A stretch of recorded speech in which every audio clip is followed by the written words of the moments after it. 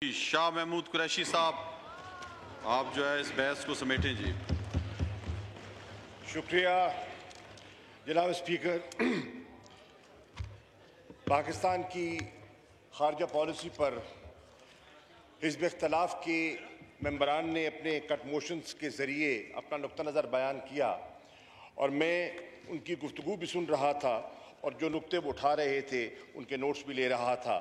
उन्होंने diplomatic isolation का जिक्र किया, उन्होंने फ़लस्तीन का जिक्र किया, उन्होंने कश्मीर का जिक्र किया, उन्होंने फैटफ का बात की, उन्होंने कैनेडियन एक हादसे का जिक्र किया, उन्होंने ट्रेड की बात की, उन्होंने सी पैक पर अपनी तवज्जो हमारी मबजूल कराई, उन्होंने मुस्लिम वर्ल्ड के साथ ताल्लुकात पर निशानदही की, चीन के साथ ताल्लुकात में जो गर्म जोशी नहीं रही उनकी तरफ इशारा किया, अफ़गानिस्तान पर अपने ख्यालात का इजहार किया, उन्होंने management of the foreign office का जिक्र किया, उन्होंने जो नई स्ट्रेटेजिक पार्टनरशिप अलाइनमेंट्स हो रही हैं उसका तज़किरा किया और उन्होंने कहा कि फॉरेन पॉलिसी कामयाब वो होती है जिसका फ़ायदा लोगों को पहुंचता है। ये सब नुक्ते बहुत मुफीद हैं मेरी रहनुमाई के लिए।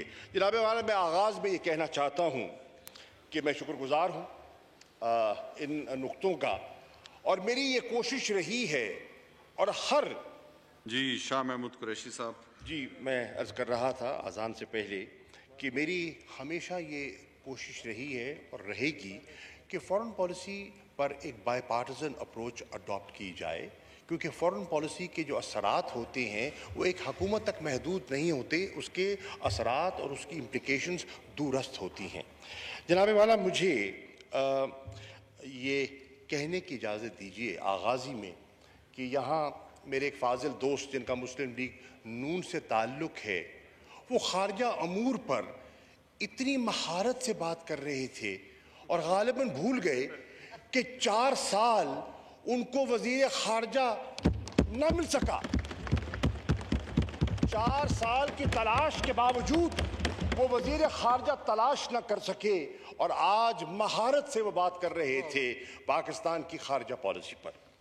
जनाब वाला, मुझे इजाज़त दीजिए कहने की हमारी दूसरी बड़ी जमात है, उनकी भी यहाँ क़यादत तशरीफ़ फरमा है, उन्होंने भी कॉमेंट्री की है और उन्होंने इमरान खान के जुमले पर तज़किरा किया कि इमरान खान ने पाकिस्तान के न्यूक्लियर डिटेरेंट के बारे में क्या कह दिया, न जानते हुए कि उनकी अपनी क़यादत, उनके अपने चेयरमैन ने जब कहा था नो फर्स्ट यूज़, उसने पाकिस्तान के न्यूक्लियर डॉक्ट्रिन को अंडरमाइन किया था। ये हकीकत है। क्या बात कर रहे हैं? पाकिस्तान की न्यूक्लियर पॉलिसी को अगर धक्का लगा था तो उस जुमले से लगा था। ये हकीकत है, हकीकत को तस्लीम कीजिए। मैं हैरान हूँ, एक मोहतरमा मेरी साहिबा ने फ्रॉम खैरपुर, उनने फरमाया कि जब जुल्फ़िकार अली भुट्टो साहब बोला करते थे तो उनकी आवाज़ गूंजती थी। बिल्कुल, हम एहतराम करते हैं, किसी फाजिल शख्सियत का, किसी काबिल शख्सियत का एहतराम लाजिम है, पर मैं हैरान होता हूँ कि आज जिसकी आवाज़ गूंजती थी उसके जाननशीनों के पांव कांपते क्यों हैं आज खारजा मुल्क पर। और आज मैं नहीं, आज सुन लीजिए, मैं नहीं, विकीलीक्स क्या कहती है उनके बारे में, विकीलीक्स क्या कहती है उनके बारे में, उनके जानशीनों के बारे में, जो इस कुर्सी पे आके बैठे, जिस कुर्सी पे जुल्फ़िकार अली भुट्टो बैठा करता था, आज उसके जानशीन वो हैं जिनके बारे में विकीलीक्स कहती है कि वो कहते कुछ थे, करते कुछ थे। जनाब वाला, अब मैं अर्ज करता हूं, यहां मैंने बड़ी खामोशी से आपकी बात सुनी।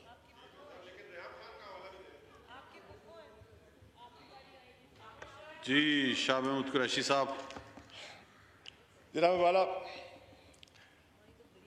यहाँ जिक्र किया गया कि पाकिस्तान आज इन्हें तन्हाई का शिकार दिखाई देता है।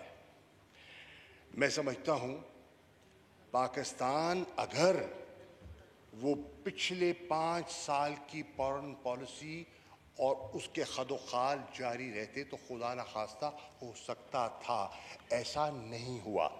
हिंदुस्तान की अव्वलीन कोशिश थी कि पाकिस्तान को डिप्लोमेटिक आइसोलेशन में धकेला जाए, लेकिन आज मुझे ये कहते हुए मुसर्रत महसूस हो रही है कि अल्लाह के फजल करम से हिंदुस्तान की वो पॉलिसी नाकाम दिखाई दे रही है। पाकिस्तान डिप्लोमेटिकली आइसोलेटेड नहीं है, Pakistan is engaged, Pakistan Europe के साथ इंगेज है, पाकिस्तान मुस्लिम दुनिया के साथ इंगेज है, पाकिस्तान अफ्रीकन कॉन्टिनेंट के साथ इंगेज है, और पाकिस्तान जो दुनिया की अहम जो कुव्वतें हैं, चाहे वो अमेरिका है या रूस है, उसके साथ इंगेज नहीं। रूस के साथ तो खातिर खा ताल्लुकात में एक बेहतरी दिखाई दे रही है। जनाब वाला, यहाँ अफगानिस्तान का एक फाजिल दोस्त ने जिक्र किया, अपनी तशवीश का इजहार किया, उनका हक है, ज़रूर कीजिए, लेकिन मैं ये अर्ज़ करता चलूँ कि आज अल्लाह के फजल करम से तहरीक इंसाफ की हुकूमत और इमरान खान साहब की सरबराही में जो हमने हिकमत अमली अपनाई है अफगानिस्तान पर, उसकी पूरी दुनिया मुतरिफ है। आज वो जो पाकिस्तान पर उंगलियां उठाया करते थे, आज वो कह रहे हैं Pakistan is no longer part of a problem, Pakistan is part of the solution. और ये कितना ड्रामेटिक शिफ्ट है, ये इतनी बड़ी एक ड्रामेटिक शिफ्ट है जिसका कि मैं समझता हूं कि एक जुमला उसके साथ इंसाफ नहीं कर सकता, क्योंकि एक माइंडसेट का शिफ्ट है जो हमने आपके सामने करके दिखाया है। एक दोस्त ने कहा कि ईरान के बारे में तस्करा हुआ, आपके इल्म में है, आपके इल्म में है कि चंद साल पहले ईरान के साथ तो बॉर्डर स्कर्मिशेस हो रहे थे, और आज अल्लाह के फजल करम से इस हुकूमत में ईरान के साथ बॉर्डर मार्केट्स के मुआहदे हो रहे हैं। ये फर्क है, ये फर्क है। जनाब वाला, यहां जिक्र किया गया कि चीन के साथ हमारे ताल्लुकात में वो गर्मजोशी ने नहीं, बसद एहतराम उससे उस राय से इख्तलाफ करने का हक रखता हूं। मैं समझता हूं कि चीन के साथ हमेशा से हमारी दोस्ती अच्छी रही है और सब जमातों ने उसमें अपना हिस्सा डाला है, लेकिन खुदा के फजलो करम से चीन के साथ जितनी हमारी दोस्ती आज मुस्तहकम है वो कभी ना थी, और उस पर किसी को शक शुबा नहीं होना चाहिए। और राय हो सकती है आपकी, मैं इसलिए अर्ज कर रहा हूं कि अगर चीन के बाद सीपेक का भी जिक्र किया गया, अगर उनको तशवीश होती तो क्या वो फेज 2 का मुआहदा आपके साथ करते? हरगिज ना करते। अगर उनको आपके साथ आगे बढ़ने की जुस्तजू आरज़ू ना होती तो इसी चीन की हुकूमत ने इस हुकूमत के साथ एक नया FTA एग्रीमेंट साइन नहीं किया। अगर नहीं किया तो मैं आपकी खिदमत में पेश कर देता हूं, आप उसका मुताला कर लीजिए, तो आपको अंदाजा होगा कि ये चीन की मौजूदा क़यादत जो है वो पाकिस्तान के साथ किस नौइयत के ताल्लुकात स्ट्रेटेजिक और इकोनॉमिक इस्तार करने का इरादा रखती है, और उसकी इंशाअल्लाह खुदा ने चाहा तो उसका अमली नमूना आपके सामने बहुत जल्द पेश हो जाएगा, जब प्रेसिडेंट शी जिनपिंग खुद पाकिस्तान आके और खुदा करेगा इस पार्लियामेंट के सामने खड़े होकर बात कर रहे होंगे। जनाब वाला, यहां जिक्र किया गया, एक फाजिल दोस्त ने कहा सऊदी अरब के ताल्लुकात के साथ जिक्र किया, हवाला दिया। मैं हैरान हूं कि ताल्लुकात को मिस हैंडल करने वाले आज हमें दर्श दे रहे हैं।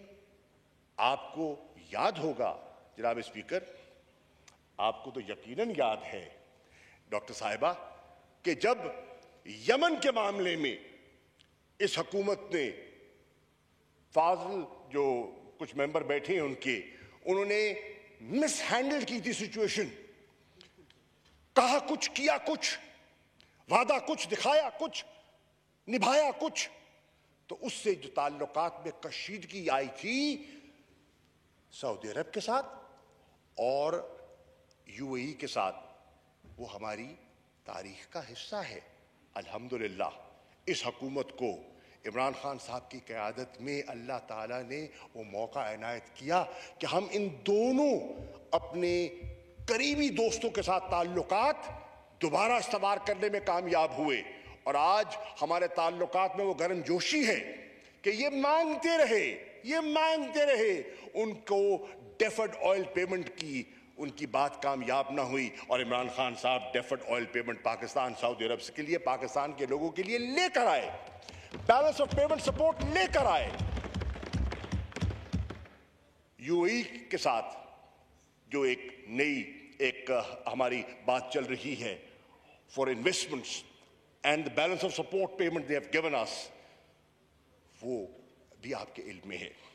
जनाब वाला, मैं हैरान हूं, बात करते हैं कि हमारी सऊदी अरब के साथ ताल्लुकात में वो गर्मजोशी नहीं रही। मैं उनकी खिदमत में अर्ज करता चलूं, आप ज़रा उस मुआहदे को, उस एग्रीमेंट का मुताला कर लीजिए जिसके ज़रिए Saudi Arabia Pakistan supreme coordination council का एक वजूद सामने आया है।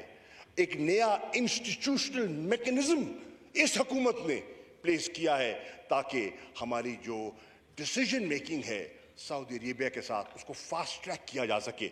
अगर ताल्लुकात में ये गर्मजोशी ना होती तो ये नए मुआहदे क्यों होते? अगर ताल्लुकात में ये गर्मजोशी ना होती तो जो हमारे कन्विक्टेड पर्सन थे जिनकी सजाएं हो गई थी उनकी रिलीज कैसे होती, जो वहाँ सैकड़ों की तादाद में घर लौट कर आए हैं। जनाब वाला, मैं हैरान हूँ, ये बात करते हैं हमारे मुस्लिम दुनिया के साथ ताल्लुकात के बारे में इन्हें शक व शुबा हो जाता है। अगर हमारे उस दुनिया के साथ ताल्लुकात में गर्मजोशी न होती तो मैं बताता हूं, मैं आपसे पूछना चाहता हूं कि इस हुकूमत ने जो आपने किया 2015 में वो कौम ने देख लिया और इस हुकूमत ने कतर के साथ जो नया मुआहदा किया जिससे एलएनजी की कीमत में 31% कमी की है, ये गर्मजोशी के बगैर हो गई, ये ताल्लुकात के बगैर हो गई।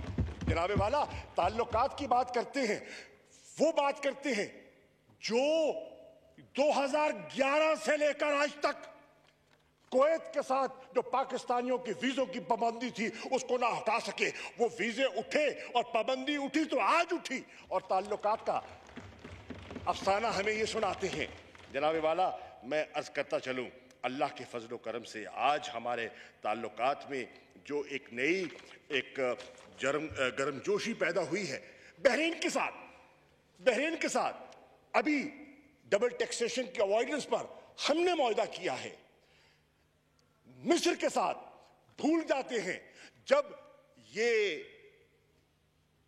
साबका हुकूमत जब वहां तब्दीली आई और वहां जो नई हुकूमत जो इस वक्त है प्रेसिडेंट सीसी हुकूमत आई तो इनके ताल्लुकात, इनके बयानात से और इनकी हिकमत अमली से इतने कशीदा हो गए कि मिस्र जिसके साथ पाकिस्तान के बहुत गहरे ताल्लुकात थे उनमें सर्द मोहरी आई। अल्लाह के फजलो करम से सर्द मोहरी आज टूटी है और मैं कायरो गया हूं और अल्लाह के फजलो करम से जो वहां मुझे पजीराई मिली है और अनकरीब जो मिस्र के वजीर खारजा यहां आने वाले हैं तो कौम देखेगी कि वो क्या पैगाम लेकर आ रहे हैं। और ये मुस्लिम उम्मा के साथ बात करते हैं। मैं हैरान हूं, कितना अरसा हुकूमत में रहे। मैं हाउस को इतला करना चाहता हूं, मैं अभी इराक से होकर आ रहा हूं। I was shocked to hear that the last visit of the Pakistani foreign minister to Iraq was 39 years ago. And this is a fact. अब जनाब वाला हमें दर्स देते हैं आइसोलेशन का। मैं आज कहता हूं कि आज ये हुकूमत है जिसको अल्लाह के फजलो करम से इतनी फहमो फरासत है कि वो जानती है कि the continent for tomorrow is Africa with 54 countries, with over 1 billion population, with a huge market। और उसके साथ हमने एक नई इंगेज अफ्रीका पॉलिसी जो है उसको अपनाई है और न सिर्फ अपनाया है, हमने नए 5 मिशंस खोलने का इस 2 सालों में फैसला किया है और 2 मिशंस को अपग्रेड करने का फैसला किया है। और न सिर्फ ये ट्रेड और इन्वेस्टमेंट्स की बात की गई तो यस, मैं ये कहते हुए फख्र महसूस हो रहा है कि the foreign office organised in collaboration with the Ministry of Commerce the first ever trade and investment conference in Africa in Nairobi And the impact was, in 1 year, Mr. Speaker, I want to be on record, in 1 year, the Pakistani exports to the African continent have grown by 7%. I'm talking of facts. ये तो लफाजी की बात हो रही है, ये तो जुमलेबाजी हो रही है। सियासत तो हम सब करते हैं, हम सब सियासतदान हैं, लेकिन मैं आपके सामने फैक्ट्स रखना चाह रहा हूं।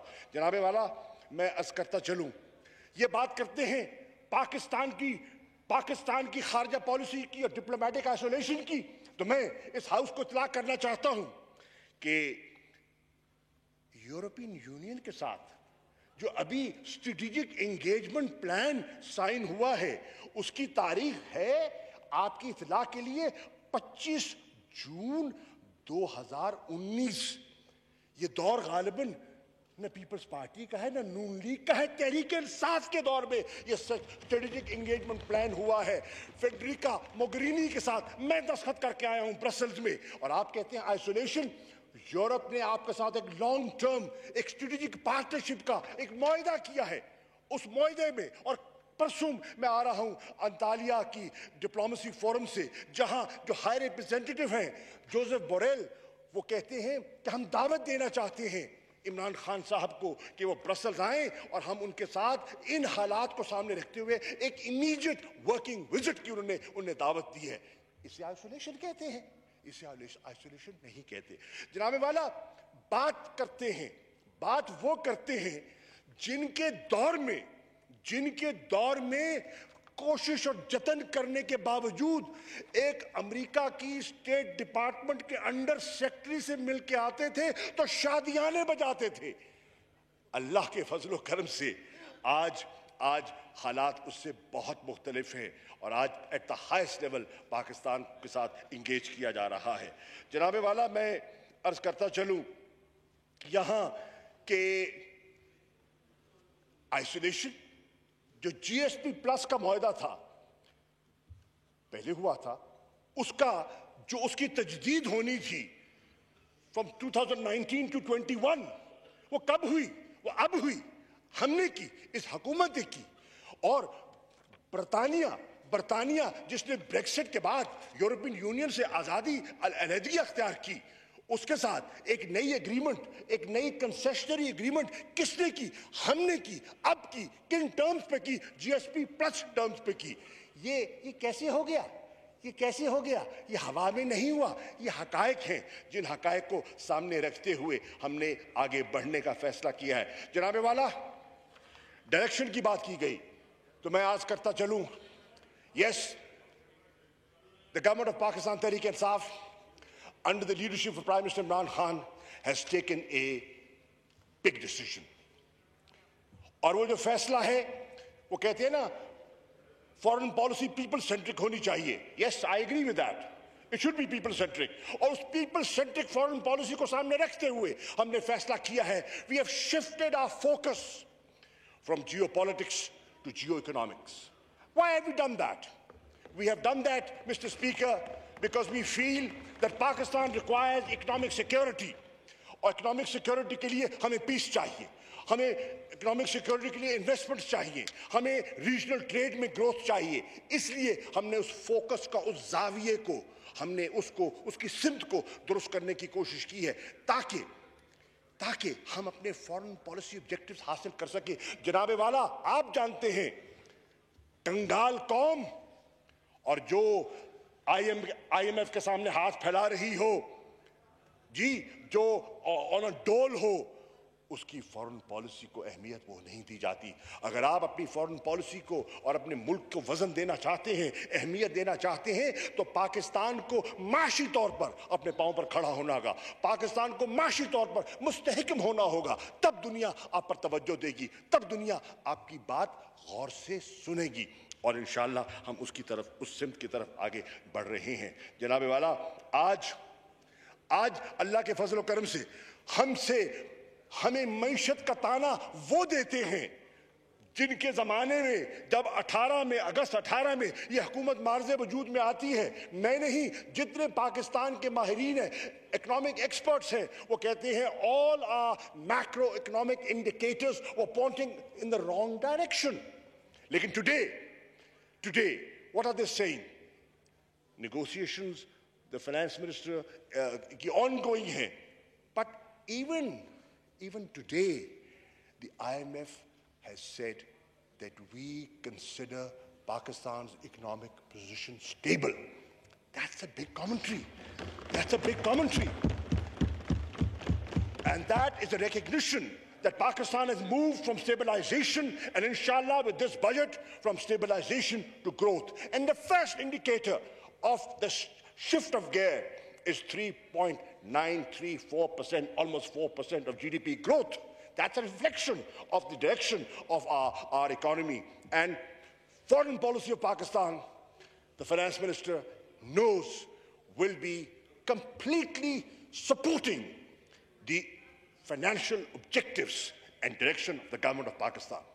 And that is why I have stressed, and I am trying to educate the Foreign Office on the importance of economic diplomacy. How important, and I keep telling them, economic diplomacy is not exports and imports. It's a larger concept. And understand that concept and how the Foreign Office can put in an effort to promote a trade and investment, to restore the confidence.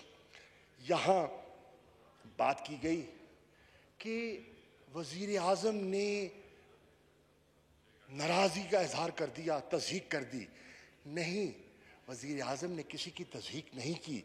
वज़ीर आज़म ने ये कहा कि आप मत भूलिए उन मौसनों को जो पाकिस्तान के लिए ज़र्रे मुबादला कमाते हैं और पाकिस्तान को ज़र्रे मुबादला भेजते हैं. आज रिकॉर्ड रेमिटेंसेस पाकिस्तान को हासिल हुई है और इंशाअल्लाह इस साल के माली इख्तिताम पर 24% जो रेमिटेंस की ग्रोथ हुई है. ये कैसे हुई है? ये एतमाद के फुकदान से हो नहीं सकती. ये एक बेहतर हिकमत अमली का आईना है, ये उसका अमली नमूना है जो ऐसा हुआ है.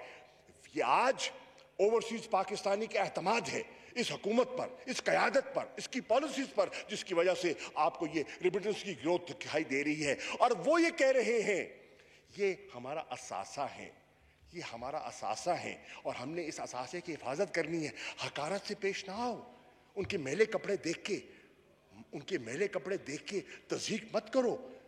हाँ, बड़ा एक बिल्कुल इस मुल्क में तबका है जो बड़े सूट बूट पहनकर मुल्क को लूट कर पैसा बाहर बेचता है और वो फटे हुए कपड़े वाले जूती मजदूरी करके कमा के पैसा यहाँ बेचते हैं. इमरान खान की नज़र में वो पाकिस्तानी अहमियत की काबिल है, इज्जत के काबिल है, जो पाकिस्तान की मईशत को सहारा दे रहा है, जो पाकिस्तान की मईशत को आगे बढ़ा रहा है. जनाबे वाला, मैं अर्ज करता चलूँ, मैं नहीं तफसील में जाना चाहता. वज़ीर ख़जाना बैठे हैं, वो पहले कह चुके हैं कि रिसोर्स गैप क्या था जब पाकिस्तान की तहरीक इंसाफ की हुकूमत आई. 20 अरब रुपए का, 20 अरब डॉलर का, इतना नहीं, इतना बड़ा गैप छोड़ के कौन गया था? इमरान खान नहीं, वो तो प्लग कर रहा है, वो तो तिनके चुनकर इस घोंसले को फिर आबाद करने की कोशिश कर रहा है. जनाबे वाला, आज मुझे ये कहते हुए फख्र हो रहा है बहसीयत पाकिस्तान के वजीर खारजा के कि 17 साल के बाद वो मुल्क जो सिस्कियां ले रहा था, आज 17 साल के बाद वो करंट अकाउंट उसका सरप्लस दिखाई दे रहा है आफ्टर 17 years.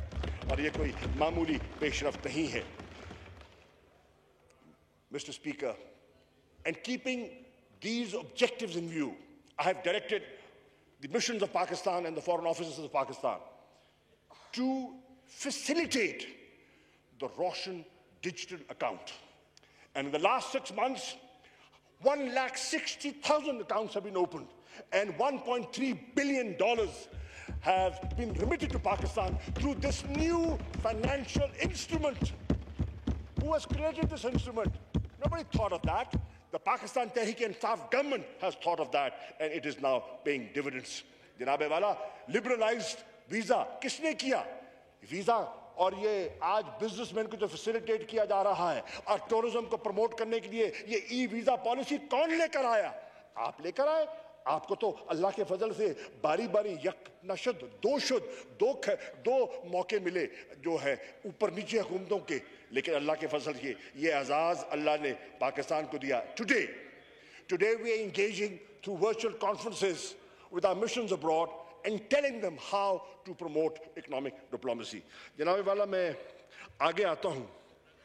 कश्मीर का जिक्र किया गया। कश्मीर का जिक्र तो ये ऐसे करते हैं, इस तसलसल से करते हैं कि कश्मीर इस खित्ते के नक्शे में पिछले 3 साल से नमूदार हुआ है। उससे पहले कश्मीर नक्शे पे दिखाई नहीं देता था। मैं आज ये बरमला कहना चाहता हूं अल्लाह के फजल करम से, आप उठा ले, मैं दावे से कहता हूं रिकॉर्ड मंगा ले।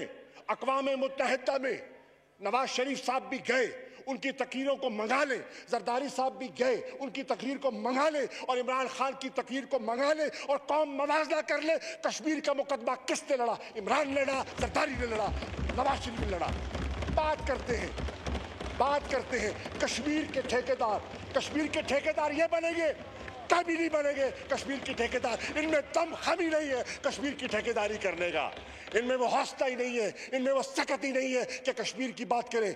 कश्मीर की बात वो करेगा जिसका जीना मरना पाकिस्तान में होगा, जिसकी जेब में कोई गैर मुल्की पासपोर्ट नहीं होगा।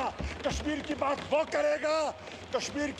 करेगा जिसके लंदन में अपार्टमेंट्स नहीं, जिसके स्विट्जरलैंड में बैंक अकाउंट्स नहीं होंगे, वो कश्मीर की बात करेगा। क्या बात करते हैं? कश्मीर की बात करते हैं। जनाबे वाला आज जो जिक्र नहीं करते थे, पूरी दास्तान में कश्मीर का जिक्र नहीं करते थे, उनकी तवज्जो मैं मबजूल कराना चाहता हूं कि खुदा के फजल करम से दहाइयों के बाद अगर इस मसले को इंटरनेशनलाइज किया है तो इमरान खान ने किया है।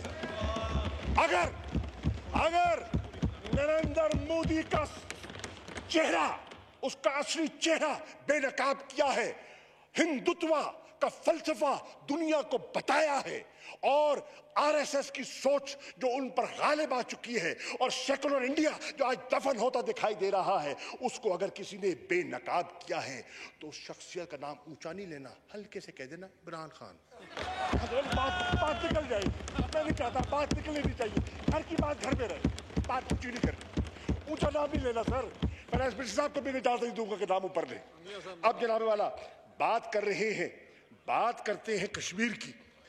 3 दफा सलामती काउंसिल में कश्मीर का जिक्र हुआ, ह्यूमन राइट्स काउंसिल में कश्मीर का जिक्र हुआ, और फिर कहा गया ओआईसी।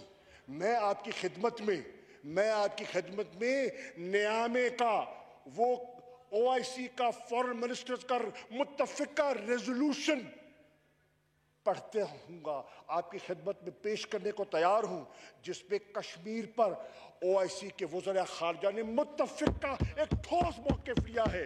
और अगर आपको कोई डेट की दिक्कत हो तो मैं बता दूँ, इट वॉज नवंबर 2020।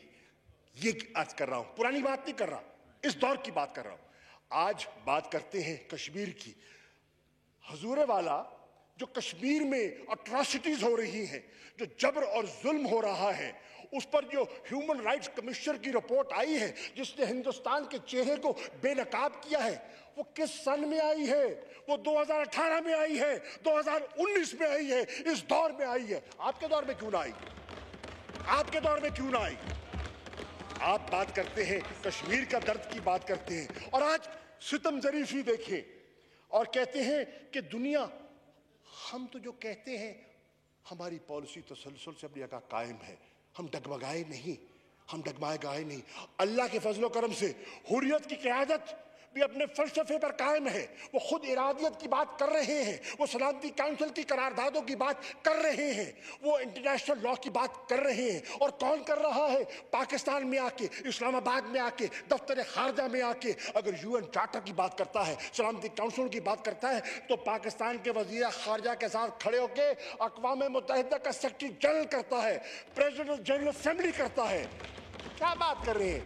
कश्मीर की बात, कश्मीर का आईना हमें दिखाते हैं, कश्मीर का बोर्ड भी चुराते हैं और आईना भी दिखाते हैं। क्या बात कर रहे हैं? छोड़िए आप जनाबे वाला, मैं आगे चलना चाहता हूं, मैं आगे चलना चाहता हूं और ये कहता चलूं कि अल्लाह के फजल से करम से अब देखें हालात इतने बदले हैं कि वो लोग जो दिल्ली की सरकार के साथ जुड़े हुए थे, जो बैठकों में बैठा करते थे, जो कोलिशन गवर्नमेंट्स बनाया करते थे, जो कट्ठे झूला झूला करते थे, हाँ आज कैफियत ये है, आज कैफियत ये है कि वो नरेंद्र मोदी उनको दिल्ली बुलाता है बैठक में और वो क्या कहते हैं, आए हैं बैठे हैं, लेकिन पहली बात यह है कि मुत्तफिक का फैसला 22 जून को करके आए हैं कि reversal of the illegal, unilateral and unconstitutional measures of the 5th of August 2019. कौन कह रहा है? कौन कह रहा है? और ये किसके मौक़िफ़ को इंडोर्स किया जा रहा है? ये किसके मौक़िफ़ को इंडोर्स किया जा रहा है? ये वो मौक़िफ़ है जो पाकिस्तान कह रहा है। ये पाकिस्तान के मौक़िफ़ की आज पाकिस्तान के मौक़िफ़ की आवाज़ मुजफ्फराबाद से नहीं, आज पाकिस्तान के मौक़िफ़ की आवाज़ श्रीनगर से उठ रही है। आज श्रीनगर से आवाज़ उठ रही है और हमें कहते हैं कश्मीर की बात। जनाबे वाला, मैं अर्ज करता चलूं, अब यहाँ ये बात हो रही थी OIC की, तो मैं ये कहता चलूं, आज OIC की बुनियाद किस मसले ने इसकी बुनियाद रखी? मसले फ़लस्तीन ने जन्म दिया OIC को। जनाबे वाला, फ़लस्तीन का मसला भी नया नहीं है, फ़लस्तीन का मसला भी आप और मेरी उम्र से पुराना है, लेकिन जनाबे वाला, इसी हाउस में ये हाउस गवाह है, आपने शहबाज शरीफ साहब ने मुझे देखकर कहा था कि foreign minister, this parliament expects you to lead from the front. तो मैं आज कह रहा हूं कि अल्लाह के फजल करम से मैंने इस पार्लियामेंट की करारदाद की पास रखी, and I led from the front. I went to Turkey. I took the Palestinian foreign minister along with me. I took the Tunisian foreign minister, and a night before the General Assembly, I collected all the foreign ministers. I collected all the foreign ministers available in New York at the Pakistan House in New York, and we drew a strategy. And our strategy was immediate cessation of hostilities. Our strategy was an immediate ceasefire. तो अल्लाह के फजल करम से आज फ़लस्तीन कह रहा है, फ़लस्तीन का वज़ीर ख़ारजा शुक्रिया करता है पाकिस्तान की कौम का कि पाकिस्तानी कौम ने आज गज़ा की बमबारी, जब गज़ा की बमबारी हो रही थी, तब मस्जिद अक्सा 27वीं की रात को मस्जिद अक्सा पर जब जो इस्राएली कुव्वतें, जो फोर्सेस हैं, जो हमला कर रही थी, तो मैंने तो अब तालपुर साहब ना घबराओ, बैठ जाए, ना घबराए, परेशान ना हो,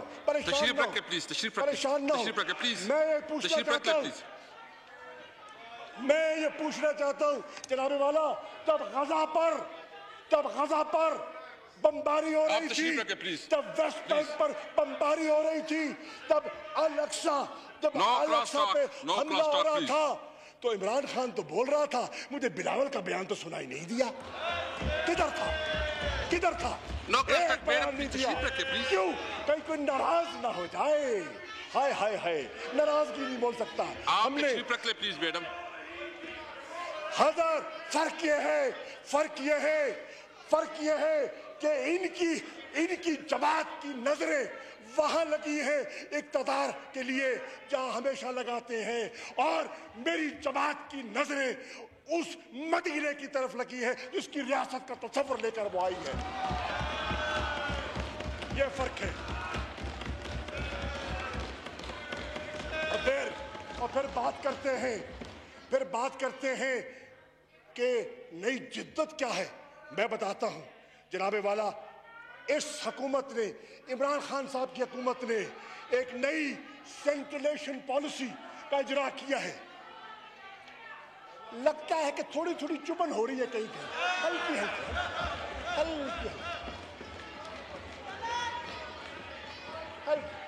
आप तशरीफ रखें प्लीज।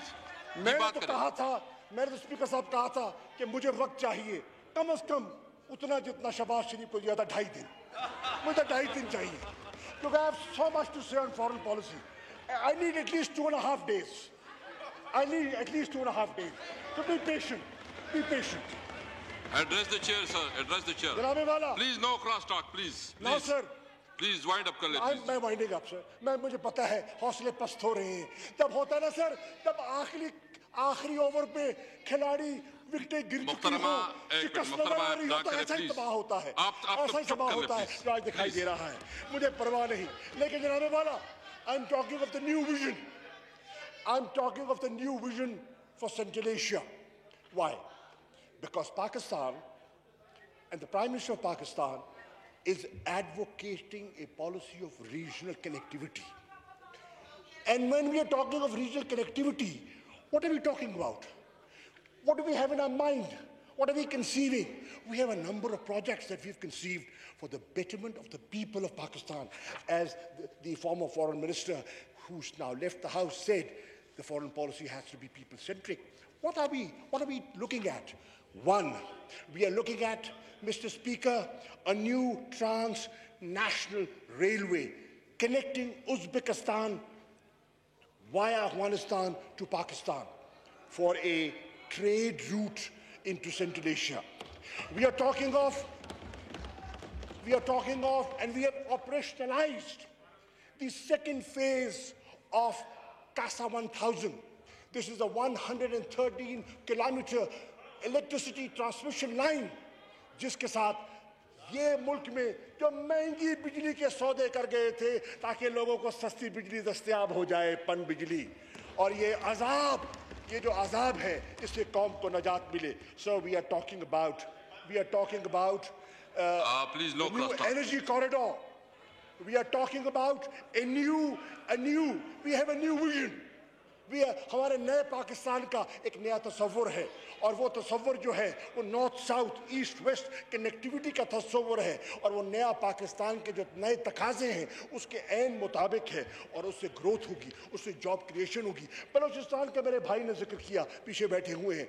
बलूचिस्तान इंशाअल्लाह, तारीख इस बात की गवाह रहेगा, तारीख मौरख लिखेगा कि जब इंशाअल्लाह बलूचिस्तान में खुशहाली आएगी तो उस खुशहाली में जो हमारी हुकूमत गवादर सी पोर्ट के लिए कर रही है और जो हमने साउथ बलूचिस्तान का स्पेशल पैकेज दिया है, वो तारीख सुनहरी हरूफ में लिखेगी, जो आजकल नहीं मिला.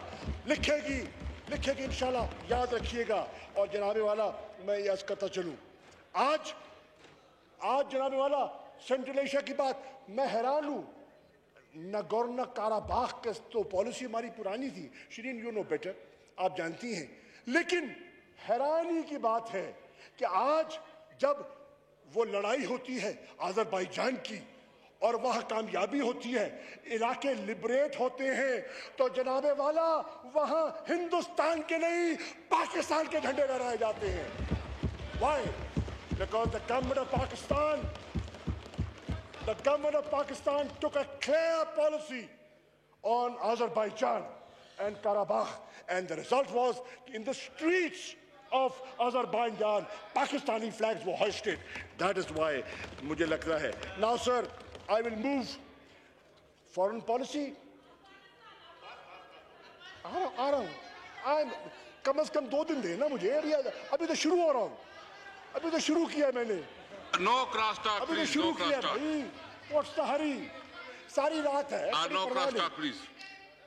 जनाबे वाला, देखिए ये तरीका मुनासिब नहीं है. आपने कहा you want to discuss the foreign policy of Pakistan.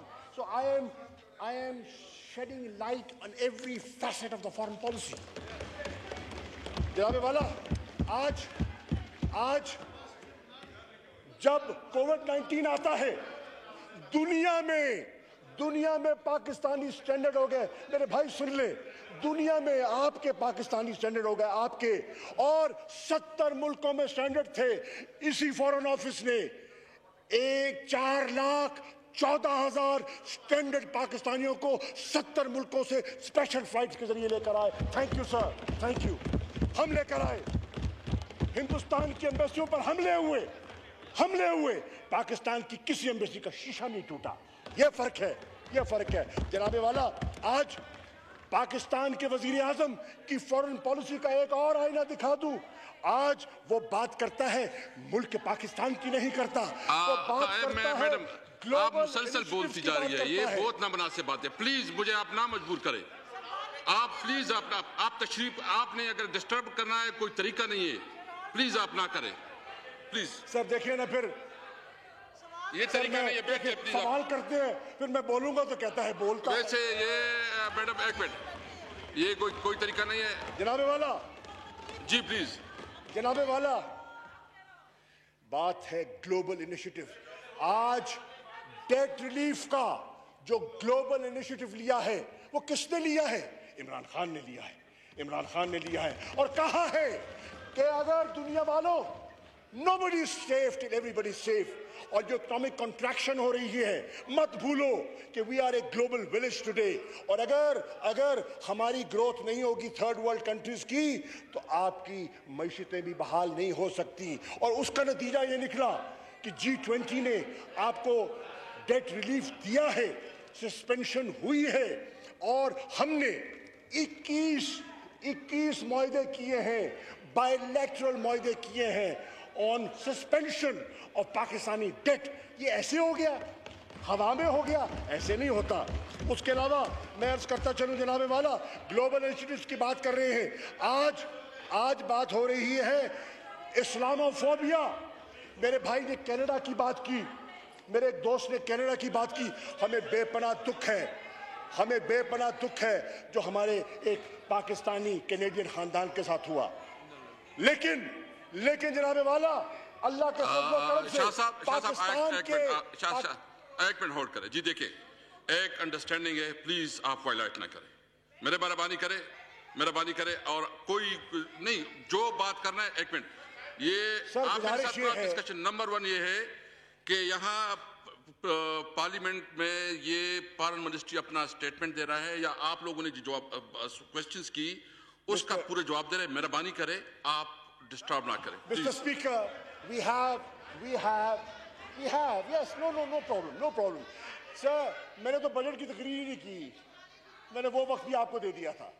जनाबे वाला, बात ये है, अर्ज सुन लेना मेरे भाई, अर्ज ये है, गुजारिश ये है, मासूमाना कुछ सवालात हैं, कुछ मासूमाना सवालात हैं आपसे। अब मैं अर्ज करता चलूं जनाबे वाला, कैनेडियन फैमिली का जिक्र हुआ।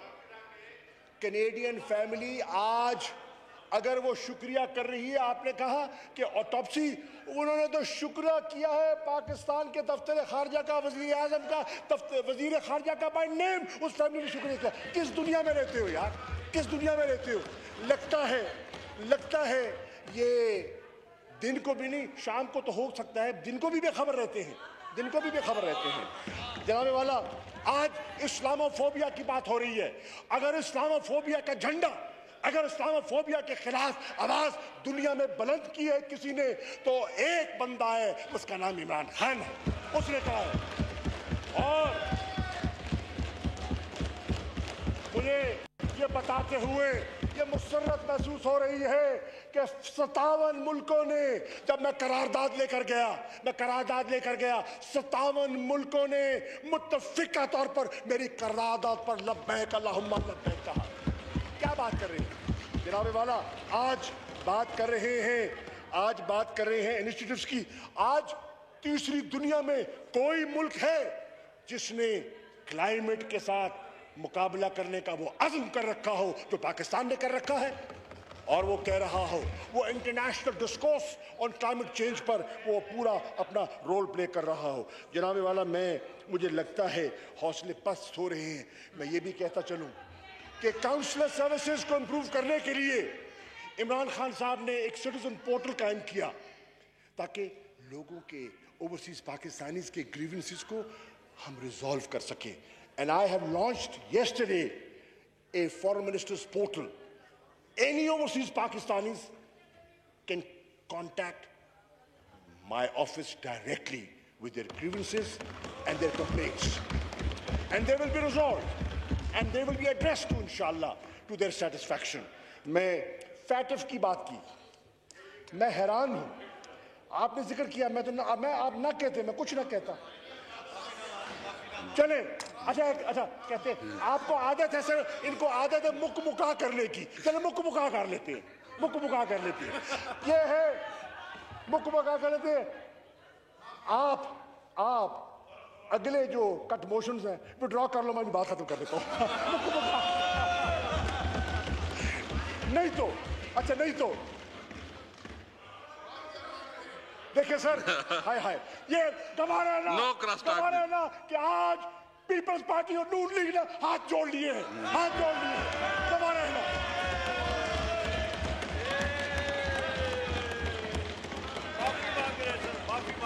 जनाबे वाला फैटफ की बात कर रहे हैं, एक सेकंड मेरे भाई सर, मैं खत्म कर रहा हूं सर, खत्म सर। मुझे पता है सर, मुझे पता है मगरिब करीब है, असर का वक्त है, रोजा अफ्तार करना है, मुझे मालूम है सियासी रोजा है, अफ्तार करना है, मैं जानता हूं, मुझे तो बिल्कुल एहसास है, मुझे पता है। खजूर तैयार है, आ रही है, 2 नुक्तों में खजूर मिल जाएगी, 2 नुक्तों में। फैटफ की बात की जनाबे वाला, फैटफ का जिक्र किया, अब फैटफ का मैं आज कर दूं। फैटफ का जिक्र कर रहे कौन थे? जो ग्रे लिस्ट में ले जाने वाले, जो फैटफ का रास्ता दिखाने वाले। मैं दूरबीन से मैं देख रहा हूँ, मुझे कुर्सी खाली दिखाई दे रही है, मुझे वो कुर्सी खाली दिखा रही है, मुझे फैटफ का रास्ता दिखाने वाले मुझे बता रहे हैं, मुझे ग्रे लिस्ट में डालने वाले बता रहे हैं कि फैटफ, अरे भाई क्या बात कर रहे हो? नून लीग के जमाने में you are only compliant on 10 recommendations.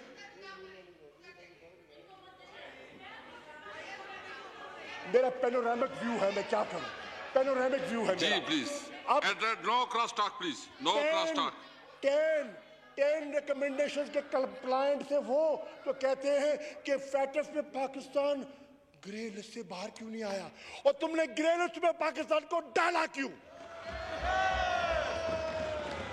मैं आज कह रहा हूं, और मैं एक बड़ा इंपॉर्टेंट स्टेटमेंट देना चाह रहा हूं जनाबे वाला। 27 एक्शन आइटम्स थे, 27, और अपने मुंह से वो कह रहे हैं कि पाकिस्तान ने फुली कंप्लायंट है ऑन 26।